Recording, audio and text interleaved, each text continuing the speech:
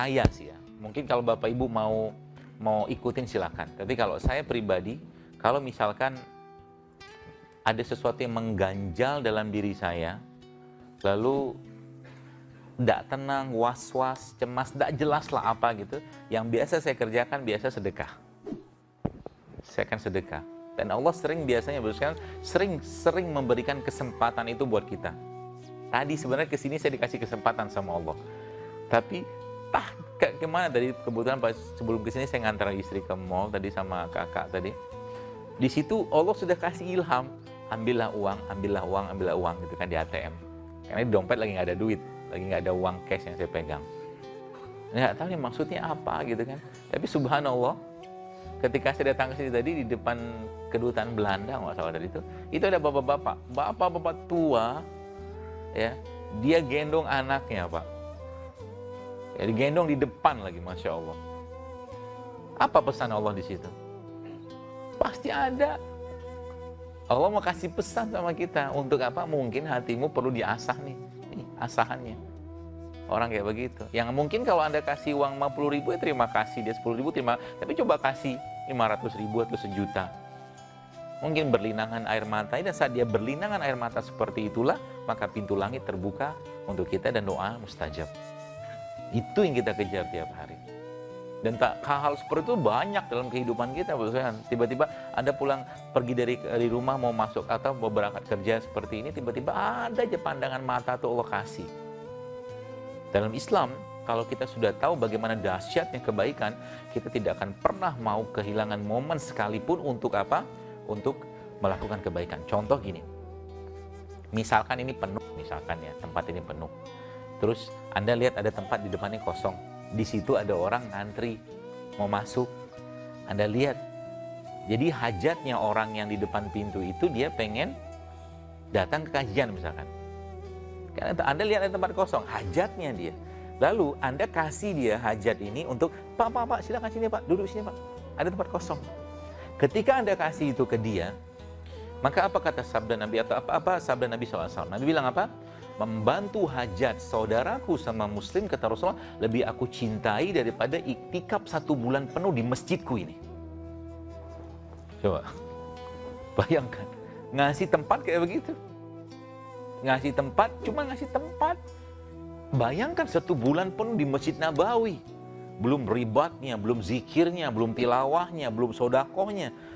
Hanya dengan bermodalkan ngasih tempat kayak begitu, Masya Allah Pak. Ya.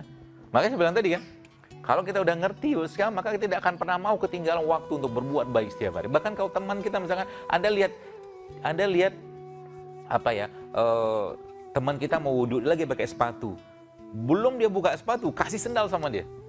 Hajatnya dia kan mau pakai sendal supaya sepatunya nggak basah kan, pahalanya besar. Ya. Lagi misalkan nih, apalagi kalau saya memang anti banget dibayarin orang kalau makan, rugi. Apalagi yang mau bayarin itu orang soleh. Saya mau bayarin dia. Kenapa? Gini, konsep kebaikan dalam Islam yang banyak orang tidak tahu adalah memberikan makan. Kalau Anda ketemu dengan, jadi makanan yang kita makan, dia kan di dunia itu kan makanan yang kita makan, maka dia akan menjadi daging, tulang, otot, segala macam. Tapi ada sebagian yang keluar menjadi kotoran. Subhanallahnya, jadi ketika seseorang itu memberikan makan kepada orang lain, makanan yang sehat atau nggak sehat sekalipun, maka makanan tadi akan jadi bagian dari tubuhnya dia. Jadi pasca makanan tadi masuk ke bagian tubuhnya, maka per waktu itu Anda sudah jadi bagian dari tubuhnya. Jadi ketika makanan tadi masuk dan itu jadi bagian dari badannya, maka Anda sudah dapat panen pahala dari situ. Ngasih makan loh. Sederhana kan? Maka nanti jangan mau lagi ditraktir. Kecuali mahasiswa. Ya enggak apa-apa. Hatta cuma ngasih air putih kan? Air putih doang loh, Masya Allah. Nah, itu nutrisi. Ya. Jadi kunci sehat dalam Islam adalah nutrisi kolbu dulu yang dibenerin. Kalau kita sudah kayak begitu, maka Anda gini loh, Anda punya uang 500.000 ya. Katakanlah uang itu bonus, bisa beli makan, bila Anda akan jauh lebih senang uang ini Anda kasih ke orang lain. Ya. Kita akan jauh lebih senang ketika uang itu kita berikan pada orang lain. Itu nutrisinya. Ya. Semakin banyak kita kerjakan kayak begitu, semakin damai, bahagia hidupnya. Dan jangan khawatir, penyakit tidak akan hinggap pada orang yang emosinya baik. Penyakit tidak akan hinggap, tidak akan datang pada orang yang emosinya baik. Seorang pimpinan yang hobinya marah-marah, pastilah tidak lama usianya. Tenang aja, cepat ya. Hobi tiap hari marah aja, ngomel aja. Karena nih kalau ketemu pimpinan kayak begitu, Anda bilang apa? Bertakwalah pada Allah. Kalau berani. Kalau berani. Tidak apa-apa, doain, jangan dimusuhin. Ya. Ada orang lagi gibah Anda.